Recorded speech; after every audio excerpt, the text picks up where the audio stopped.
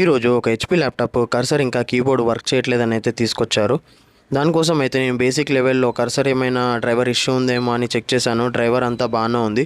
కీబోర్డ్లో అయితే ఏ కీ కూడా ప్రెస్ చేసినా కూడా ప్రెస్ అవ్వట్లేదు. సరే అని చెప్పేసి లోపల కనెక్షన్స్ ఏమైనా ప్రాబ్లం ఉన్నాయేమో అని చూశాను. అన్నీ అయితే పర్ఫెక్ట్గానే ఉన్నాయి. మనకు కీబోర్డ్ అండ్ కర్సర్ అయితే ప్రాబ్లం ఉంది. ఈ ల్యాప్టాప్కి కీబోర్డ్ అండ్ కర్సర్ రెండో కాంబోలాగా అయితే వస్తాయి. మనం సపరేట్గా తీసుకోవాల్సిన అవసరం అయితే ఉండదు. దానికోసం అని చెప్పేసి మనం ల్యాప్టాప్ పైన ఉన్న ఎవ్రీ కాంపోనెంట్ని అయితే డిస్కనెక్ట్ అయితే చేసుకోవాలి. మనకు కీబోర్డ్ అండ్ కాంబో రెండు కూడా వచ్చేసాయి. దాన్ని అయితే సేమ్ మళ్ళీ రిపీట్ వర్క్ అయితే చేసుకోవాలి. మళ్ళీ ఏమేమైతే తీసామో అవన్నీ పర్ఫెక్ట్గా అయితే పెట్టేసుకోవాలి.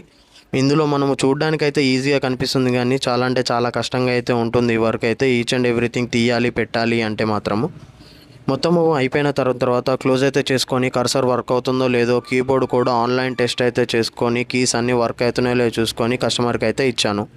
ఇలాంటి వీడియోస్ కోసం మన ఛానల్ని సబ్స్క్రైబ్ చేసుకొని మన స్టోర్ని విజిట్ చేయండి.